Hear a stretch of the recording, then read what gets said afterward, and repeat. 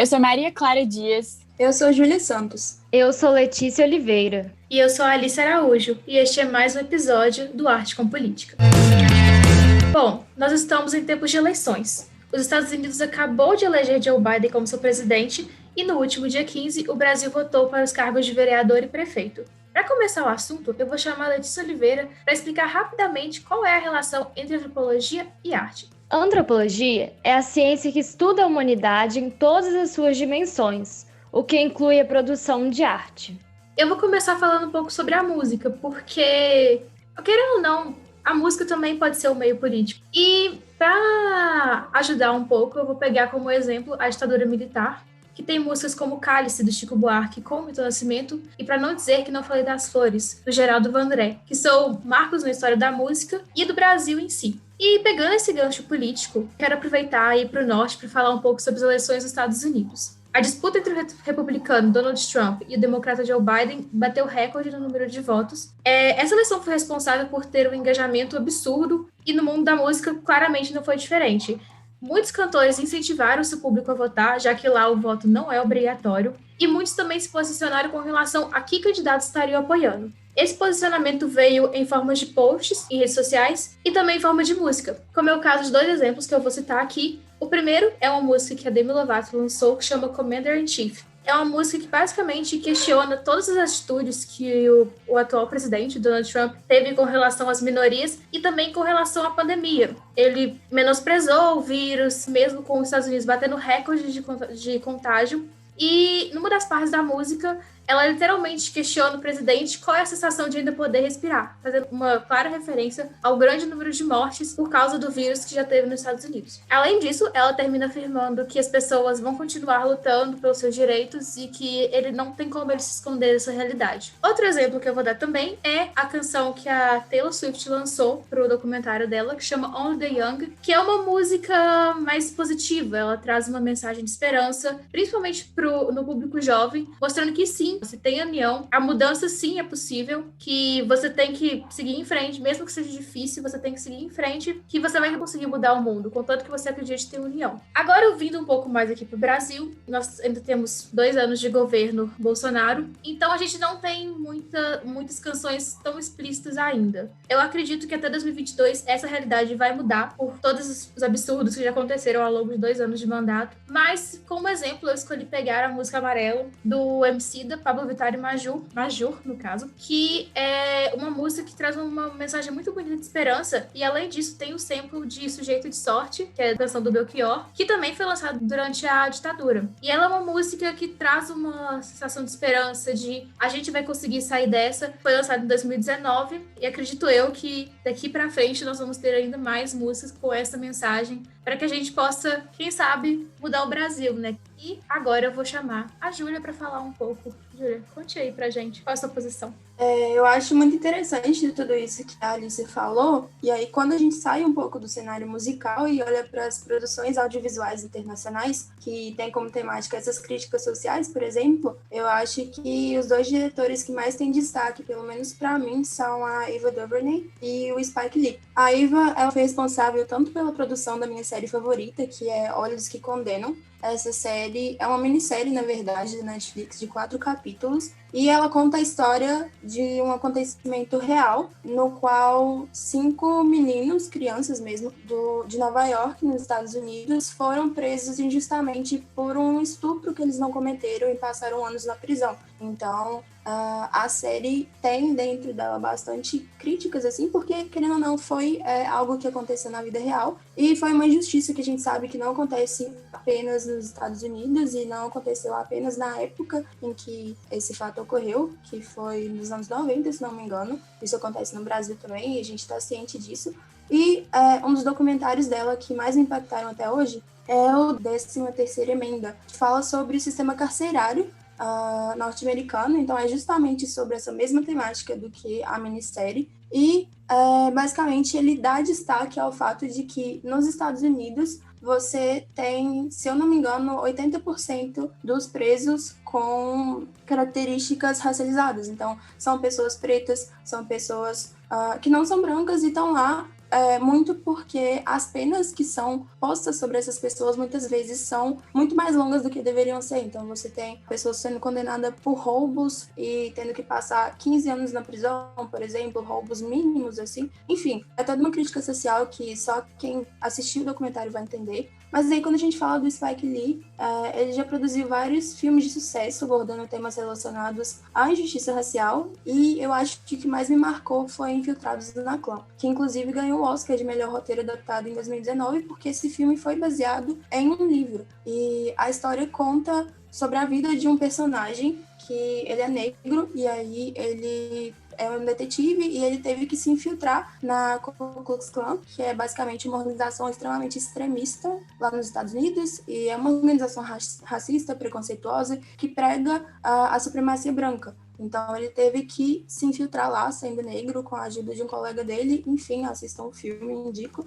Mas, assim, são produções que criticam essa questão da polícia nos Estados Unidos, enfim, o racismo como um todo lá nesse país.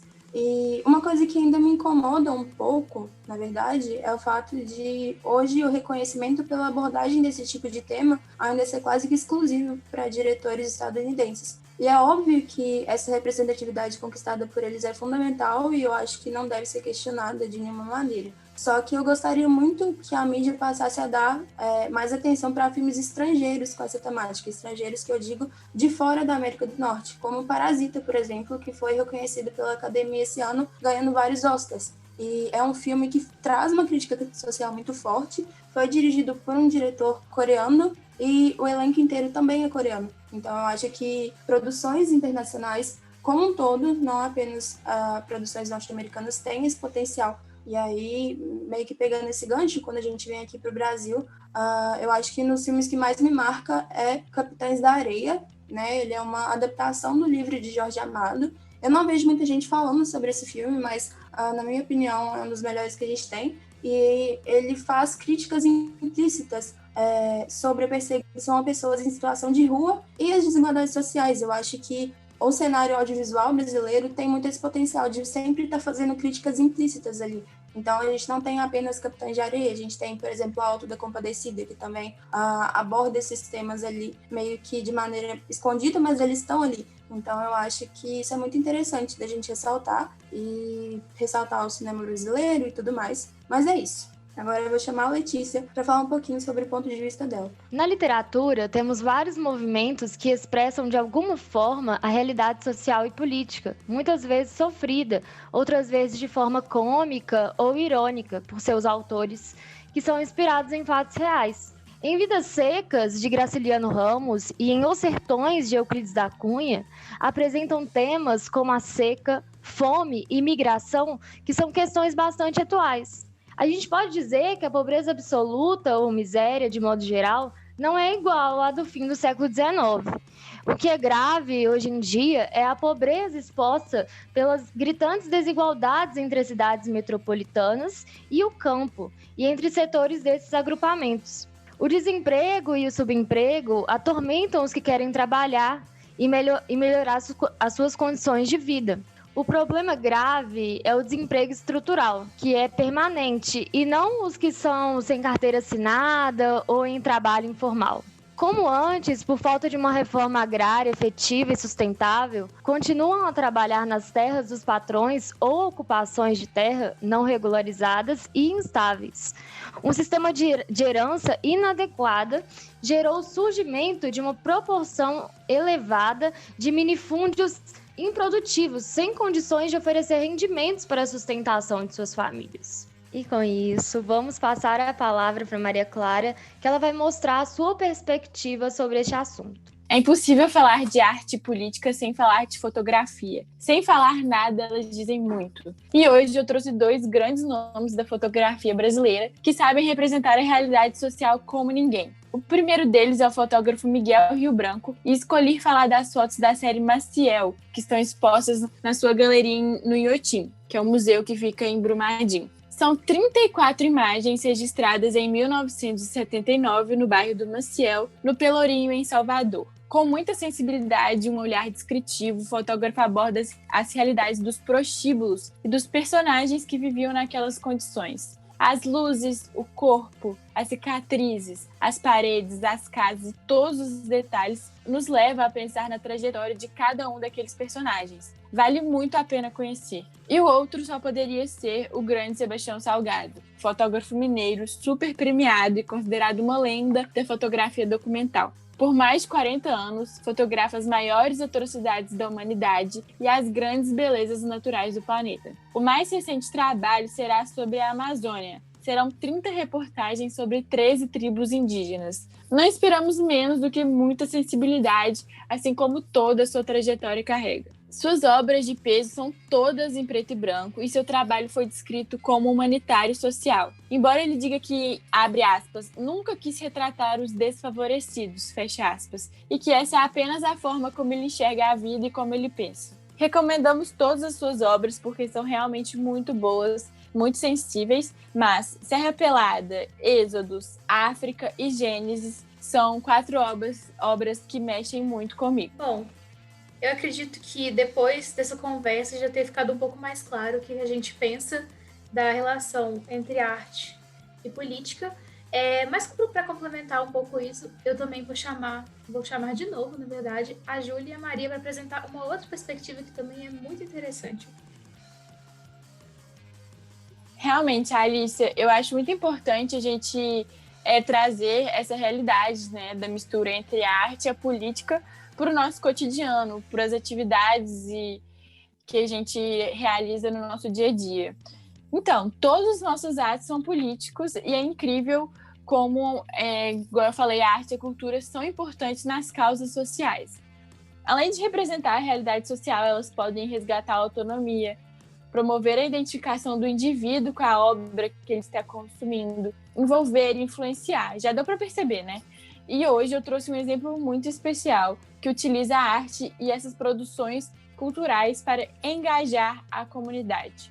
O Instituto Don Quixote, ou IDQ, é uma produtora de impacto social e um dos seus projetos, que teve que ser interrompido pela pandemia, infelizmente, é o Da Favela para a Tela.